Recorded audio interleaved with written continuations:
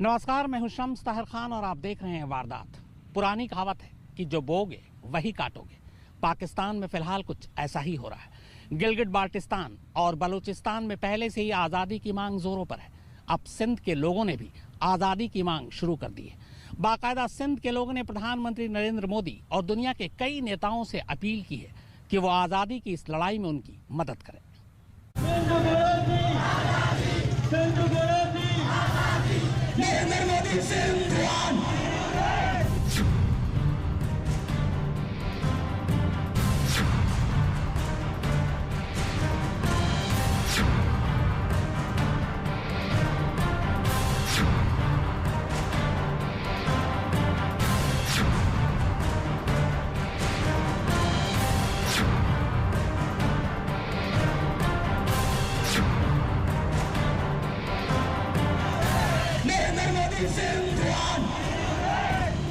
टूटते बिखरते पाकिस्तान की ये सबसे ताजी तस्वीर है।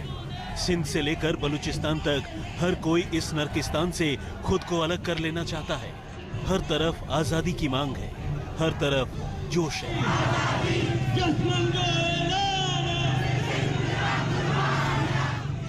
और हर तरफ सरकार के खिलाफ गुस्सा।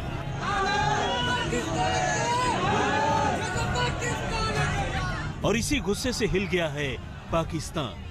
आज इसी टूटते बिखरते पाकिस्तान की नई इबारत की तस्वीर दिखाएंगे, लेकिन सबसे पहले शुरुआत सिंध में मोदी मोदी के नारे से।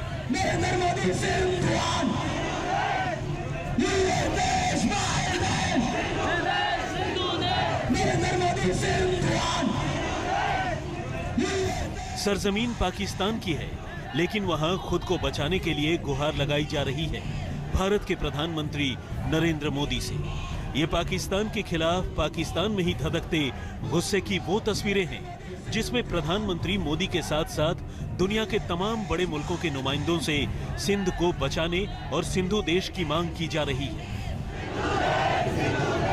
पीएम मोदी के साथ अमेरिका से चुने गए नए राष्ट्रपति जो बाइडेन से लेकर जर्मनी की चांसलर एंजेला मर्केल और सऊदी अरब के प्रिंस मोहम्मद बिन सलमान और यूएन सेक्रेटरी एंटोनियो गुटेरेस तक के पोस्टर लेकर पाकिस्तान से अलग सिंधु देश की मांग हो रही है।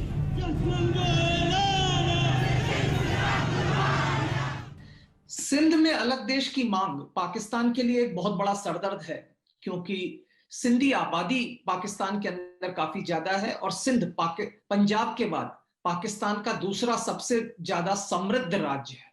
और तो और कराची जो कि पाकिस्तान की वित्तीय राजधानी है, वो भी सिंध के अंदर है। और सिंध के अंदर जो टकराव होगा ये बलूचिस्तान के साथ अगर होता है तो पाकिस्तान का जो समुद्र का जो रास्ता है वो पूरी तरह से ब्लॉक हो जाता है। और ये इसलिए पाकिस्तान के लिए काफी बड़ी गंभीर चेतावनी है, क्योंकि सिंध के लोग जो है काफी समय से असंतुष्ट रहे हैं, लेकिन अगर सिंध में असंतोष बढ़ता है तो ये पाकिस्तान के लिए काफी गंभीर समस्याएं पैदा कर सकता है। इस प्रदर्शन में प्रधानमंत्री मोदी के पोस्टर्स के साथ विश्व के कई नेताओं के पोस्टर देखे गए। उनसे ये इस तरह की मांग की गई कि वो सिंध देश के बनाने में हस्तक्षेप करे और उनकी मदद करे। पाकिस्तान इस वक्त बेहद मुश्किल दौर से गुजर रहा है। महंगाई चरम पर है, खजाना खाली है, लोग भूखों मर रहे हैं। ऐसे माहौल में पाकिस्तान के अलग अलग सूबे उससे अलग होने के लिए बेचैन हो गए हैं। उन्हीं में से एक है ये सिंध प्रांत। सिंध अगर पाकिस्तान से अलग हो जाता है तो पाकिस्तान के लिए बहुत बड़ा झटका होगा। कराची जो है उसकी अहमियत वही है जो मुंबई की अहमियत है हिंदुस्तान को। वो पाकिस्तान का कमर्शियल कैपिटल है। पाकिस्तान का 60% से ज़्यादा रेवेन्यू सिंध से जनरेट होता है। पहले कंगाल पाकिस्तान के हाथ में अगर वो 60% रेवेन्यू नहीं होगा तो वास्तव में देश चलाने के लिए पैसा ही नहीं होगा। पाकिस्तान में 70-72 साल से फौज ही डायरेक्टली और इनडायरेक्टली रूल कर रही है और सिंध चूंकि एक रिसोर्सफुल प्रोविंस है, पाकिस्तान के नेशनल एक्सचेकर को मोर देन 70% देता है। पाकिस्तान की 80% गैस सिंध से निकलती है। पाकिस्तान की इमरान सरकार की नींद उड़ा देने वाली ये विशाल रैली सिंधी राष्ट्रवाद का बिगुल बजाने वाले जीएम सैयद की 117वीं जयंती पर निकाली गई, जिसमें बुलंद आवाज के साथ सिंधु देश की मांग की गई। हर तरफ विरोध की आवाज लगाते लोग।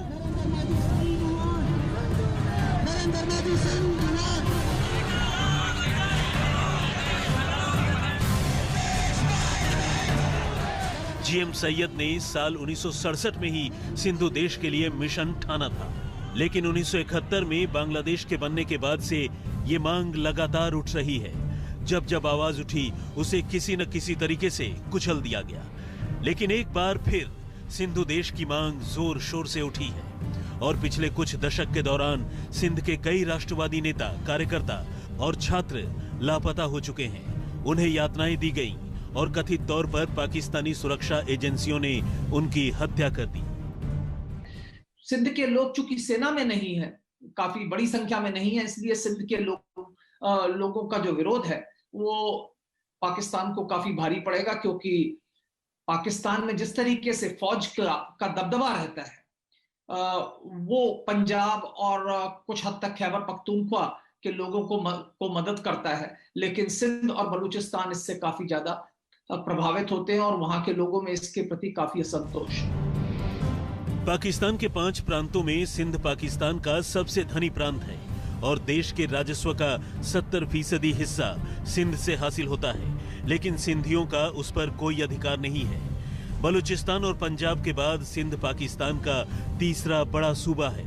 सिंध की सीमा भारत के गुजरात और राजस्थान से भी लगती है। सिंध में ही ज्यादातर अल्पसंख्यक वर्गों के लोग यानी हिंदू और ईसाई रहते हैं। वहां पर उनके साथ घोर भेदभाव की खबरें आती रहती हैं। इस रैली में शामिल अलग देश की मांग करने वालों की दलील है कि सिंध की पहचान सिंधु घाटी सभ्यता और वैदिक धर्म से है। इस पर अंग्रेजों ने अवैध तौर पर कब्जा जमा लिया था और फिर 1947 में इसे इस्लामी राज्य पाकिस्तान के हाथों सौंपकर चले गए। अब सिंध के लोग अलग सिंधु देश चाहते हैं और इस बार वो पूरी दुनिया से इसके लिए मदद मांग रहे हैं, जिनमें पीएम नरेंद्र मोदी की तरफ भी उम्मीदों के हाथ बढ़ाए जा रहे हैं। दूसरी ओर बलूचिस्तान और खैबर पख्तूनख्वा में भी पाक सरकार के खिलाफ विरोध होता रहता है। जाहिर है पाकिस्तान की फौज और इमरान सरकार की नींद उड़ गई है।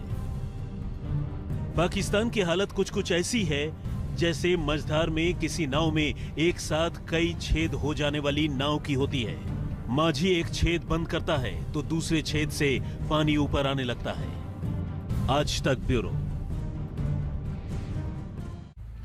तो पाकिस्तान फिलहाल चौतरफा मुसीबतों से घिरा हुआ है। आर्थिक बदहाली पहले से, कर्ज के बोझ तले भी दबा हुआ है और अब पाकिस्तान के अंदर से ही आजादी की मांग भी उठने लगी है।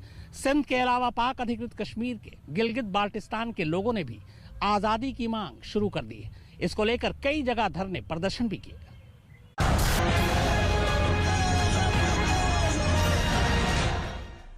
मैंने आज गिलगित बाल्टिस्तान के लोगों को दूसरी भी मुबारक देनी थी, और वो ये कि जो हमने फैसला किया है कि गिलगित बाल्टिस्तान को प्रोविंशियल स्टेटस देना है, जो इनकी डिमांड थी बड़ी देर की। आपको याद होगा अभी हाल ही में इमरान खान ने गिलगित बाल्टिस्तान को अंतरिम तौर पर पाकिस्तान का 5वां सूबा बनाने का ऐलान किया था।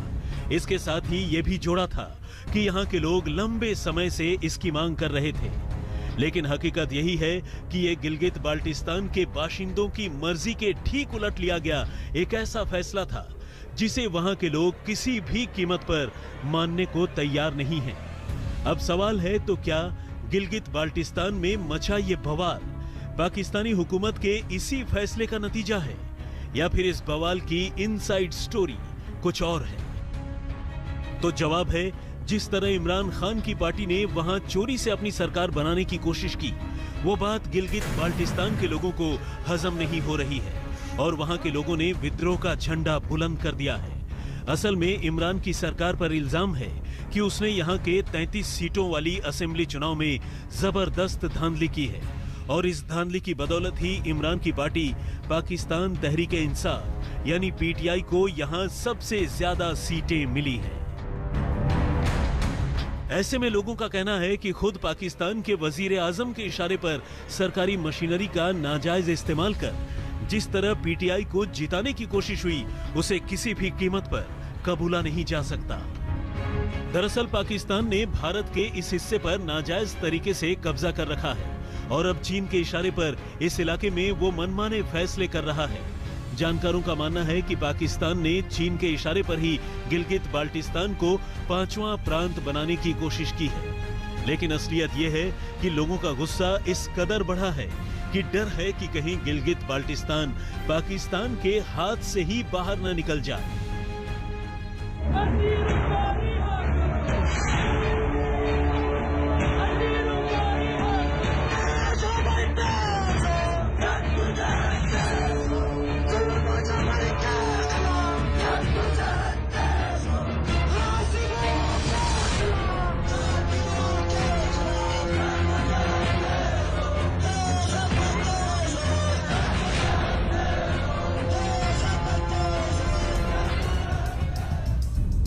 पाकिस्तान पीपल्स पार्टी गिलगित बाल्टिस्तान के 4 जिलों स्कार्दू, खंचे, खरमंग और शिगर में जबरदस्त विरोध प्रदर्शन कर रही है।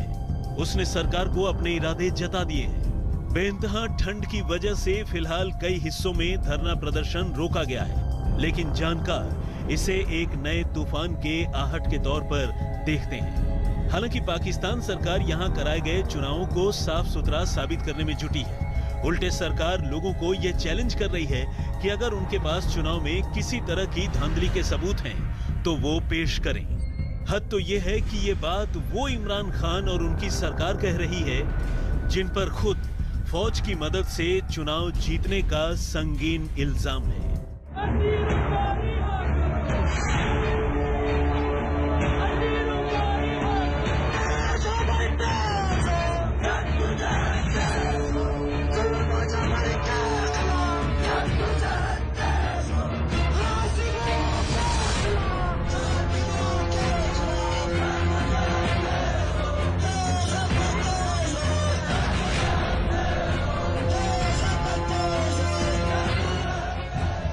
ये गुस्सा ही अब मानो गिलगित बाल्टिस्तान के लोगों का मिजाज बन चुका है।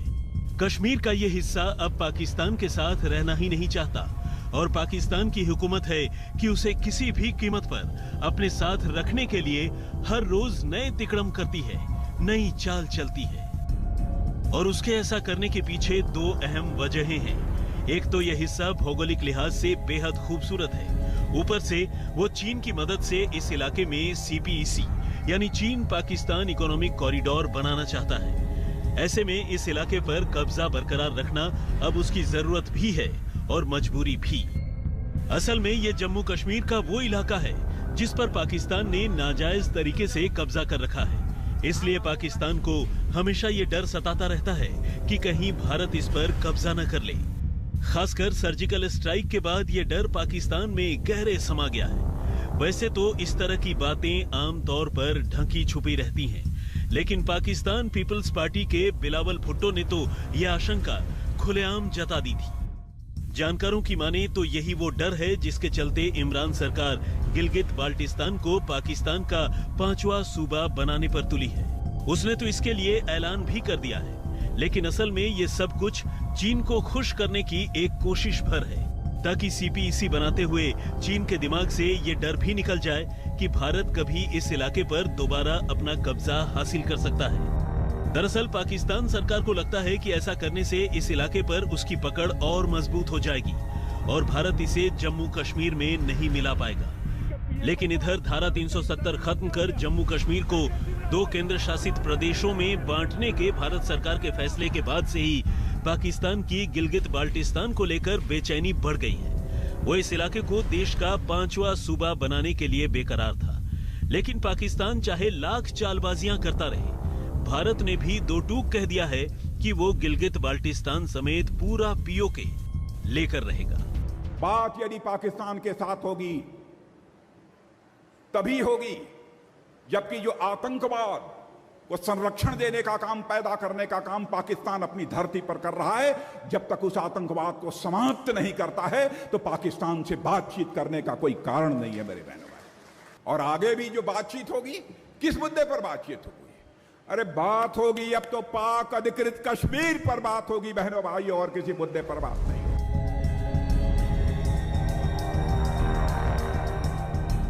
जाहिर है पाकिस्तान भारत के इस तीखे तेवर से डरा हुआ है। उसे लगता है कि अगर ऐसा कुछ हो गया तो पाकिस्तान के साथ साथ चीन को भी भारी नुकसान हो जाएगा और ऐसे में वो चीन को मुंह दिखाने लायक भी नहीं बचेगा।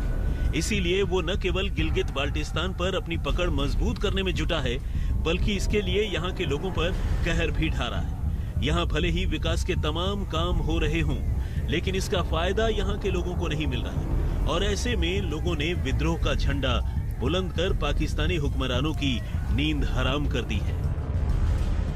आज तक ब्यूरो। तो वारदात में फिलहाल इतना ही, मगर आज तक पर खबरों का सिलसिला लगातार जारी है। नमस्कार, मैं हूं अंजना ओम कश्यप। हमें उम्मीद है ये वीडियो आपको पसंद आया होगा। लेटेस्ट खबरों के लिए यूं ही देखते रहिए आज तक, और इस वीडियो के पसंद आने पर लाइक, शेयर एंड सब्सक्राइब करना ना भूलें।